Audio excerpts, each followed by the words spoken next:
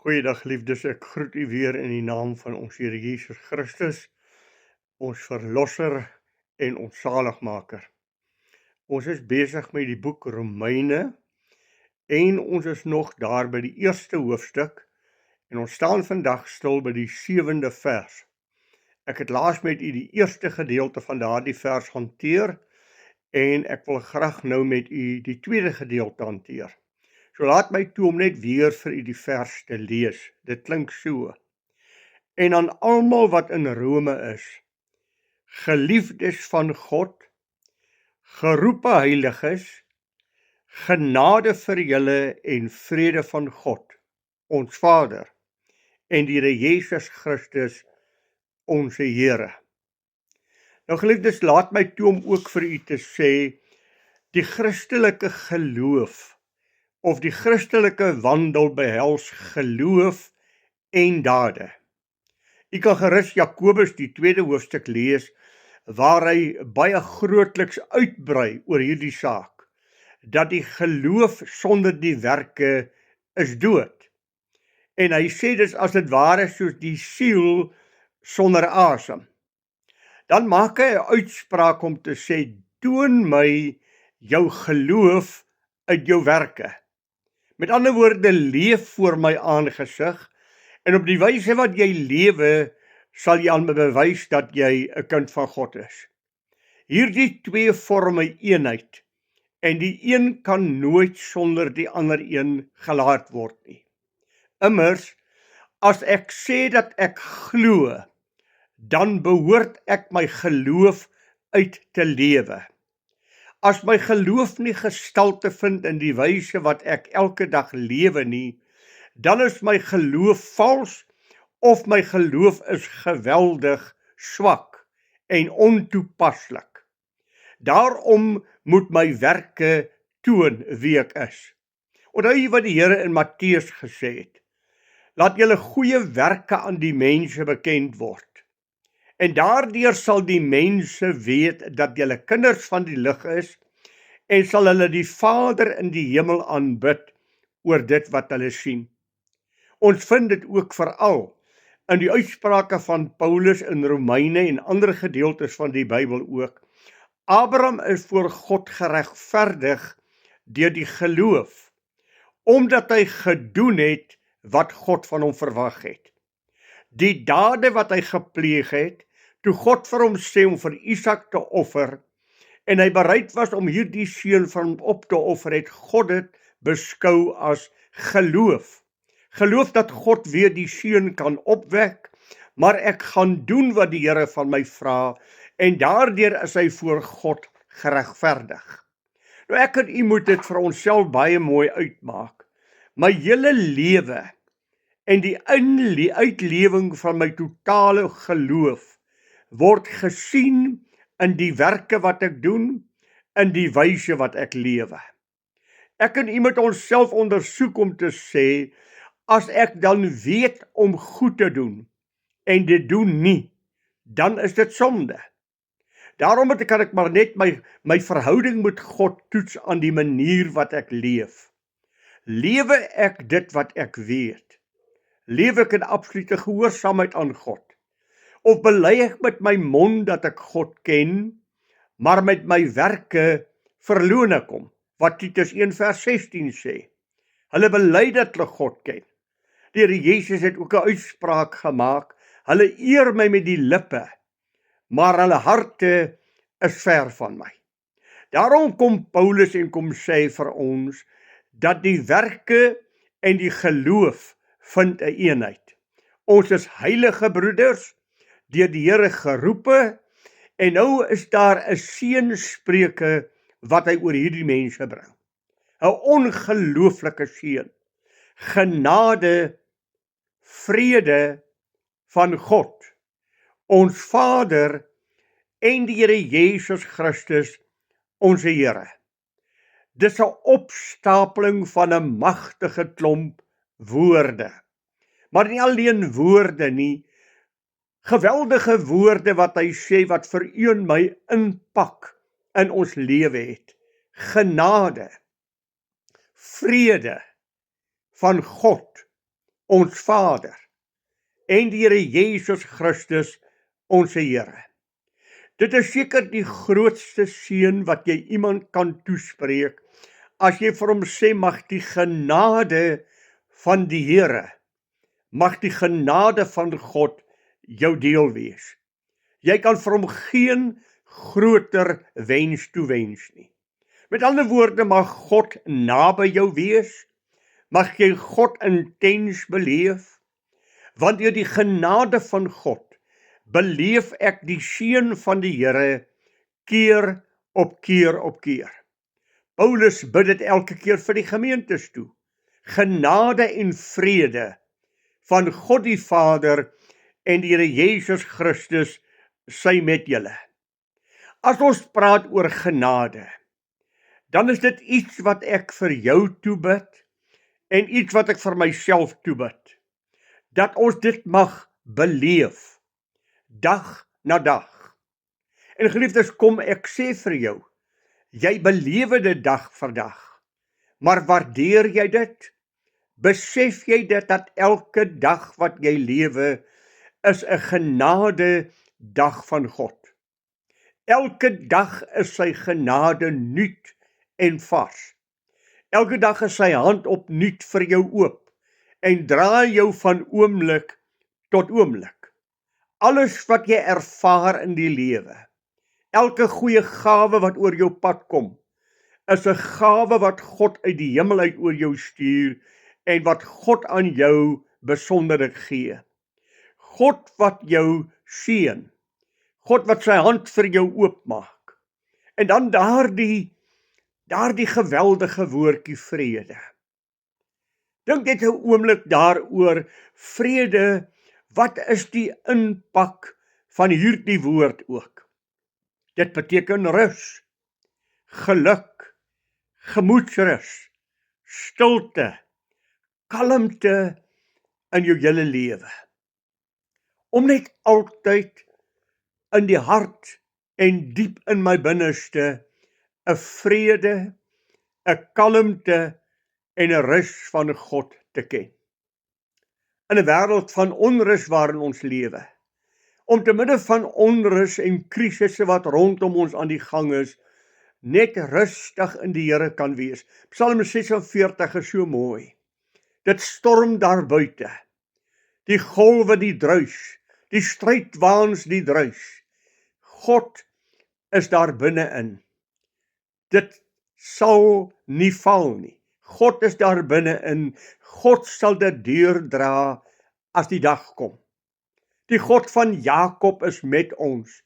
Die God van Israel is met ons. Hy sal oor ons waak en hy sal na ons toesien. Om te midde van krisisse wat ek beleef, net een ding te weet, God is met my. En jy kan die felste aanslae in die lewe beleef. Jy kan die felste beproewinge in die lewe beleef. En nog steeds in jou binneste daardie woord hê, mag die vrede van God wat alle verstand te bowe gaan, julle harte en julle sinne bewaar. Aanslae sal ons hê. Die duiwel sal daarvoor sorg. Hy gebruik ook mense in sy diens, om te kyk of hy nie jou rus en jou vrede kan steur, geliefde, jou rus en vrede kan omkrap, en net vir jou moedeloos kan maak, of depressief, of op een of ander wyse vir jou gejaagd en sonder gemoedsrus te laat nie. Ek bid dat die Here vir julle vrede sal gee. Dink net aan die landjie waarin ons lewe. Dink aan die politiese toestand van hierdie land. Dink aan die wêreld, die oorlog van Rusland, die oorlog van Amerika, die Oekraïne, Israel, al hierdie dinge wat om ons gebeur. Dink net aan die sinnelose besluite wat in ons eie land deur politici geneem word. Dink net aan die diskriminerende faktore wat daar geld. En te midde van al hierdie dinge, nog steeds die vrede van God in my hart te hê, om te kan weet, God is met my, wie kan teen my wees? God het die finale sê, daarom sal ek rus en vrede vind in die Here. En ek sê dit vir u baie, baie maklik op hierdie oomblik, mag u redeneer. En u is moontlik reg. Dat ek sê dit so maklik, want as jy in daardie posisie is waar jy aangeval word, en van die môre tot die aand valslik beskuldig word, dan is dit seer sekerlik 'n saak van geloof, om vas te hou aan wat God gesê het. En al wat waaragtig waarheid is wat God gesê het. Daarom het Jakobus ook gesê, as julle dan valslik aangekla word, terwille van my naam, geseënd is julle, want God is besig om julle lankmoedigheid te leer, dat julle uiteindelik voor God volmaak kan wees. Petrus sê, wanneer julle deur allerhande beproewinge gaan, weet dan God is besig om julle te vorm en julle te maak en julle soos goud voor te berei, dat julle uiteindelik gesuiwer en onberispelik voor God sal wees. Maar dis maklik gekwoteer. Dis egter bitter moeilik wanneer ek in die situasie is om hierdie beloftes vas te maak en dit in my hart te bære en daarop te teer en my oë te vestig op die allerhoogste God, soos Dawid gedoen het, en nie my oë te vestig op die magtige Goliat wat hier voor my staan nie, maar die almagtige God wat aan die ander kant van Goliat staan, en vandag sal die Here, my God, jou in my hand gee. Die oorwinning behoort aan my, want die oorwinning behoort aan God. Jy is besig om God se volk aan te tas. Jy is besig om God se diensknegte te beledig, en vandag sal God met jou handel. Dit vat geloof, en dit moet in u en my lewe sigbaar wees om te sê, hoekom is jy so kalm oor hierdie dinge? Hoekom ontstel hierdie dinge jou nie, soos dit normaalweg ander mense ontstel nie? Ek glo in God, en in my hart het ek 'n diepe vrede, dat God met my is. Geliefdes, ons lewe in 'n wêreld waarin die duiwel aan die orde van die dag is. 1 Johannes 5 vers 19. Die hele wêreld is in die mag van die bose. En die leienaar kan nie 'n ander taal praat as die leentaal nie. Wanneer hy sy eie taal praat, dan is dit die leentaal wat bedrieg en wat die verkeerde vertel, wat leuns verkondig. Kinders van die Here, self die Here Jesus Christus as seun van God is nie vry van klaar daarvandaan nie. Hy het ook hierdie beproewinge geken. En dit is vir my so mooi om dit te lees. Hy is in elke opsig versoek net soos ons, maar sonder sonde. Hy ken ons beproewinge. Hy voel saam met ons, omdat hy in elke opsig aan sy broeders gelyk geword het.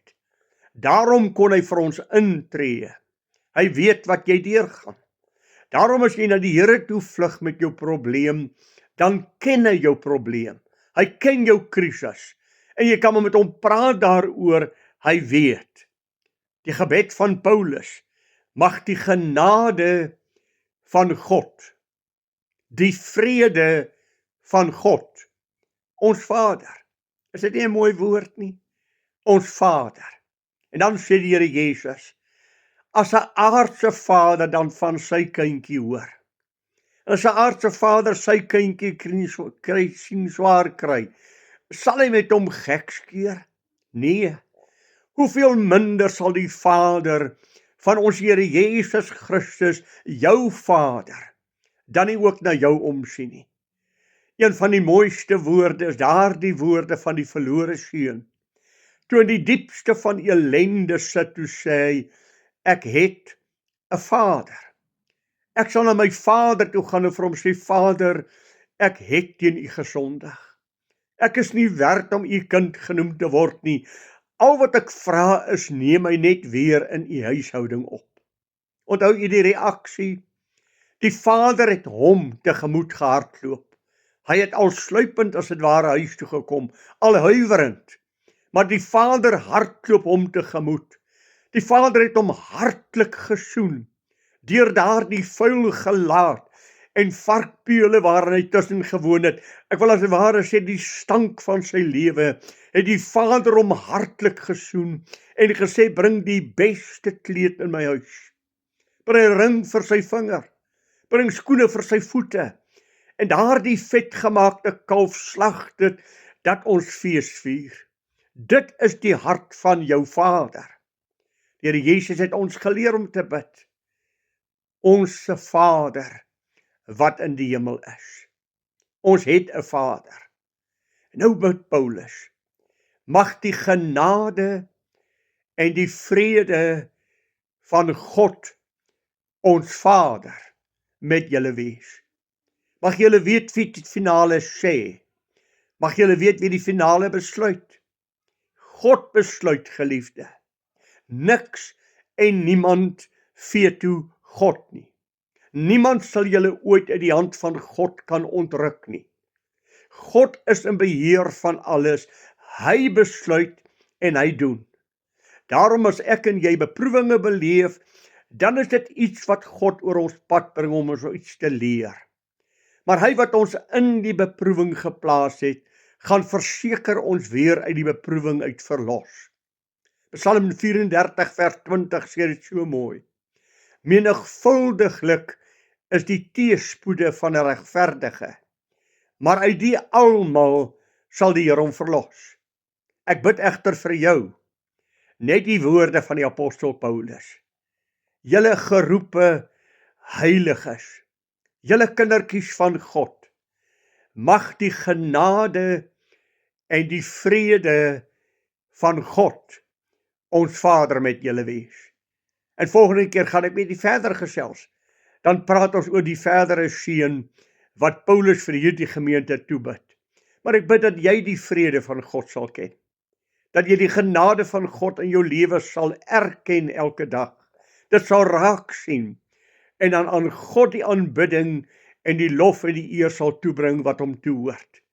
Ryke seën van die Here vir u, en mag u God intens van naby belewe, en mag jy die volle vrede en die volle genade van God elke dag in jou lewe ryklik beleef. Goeiedag vir u, totdat ons weer met mekaar saamgesels. Die Here seën vir u.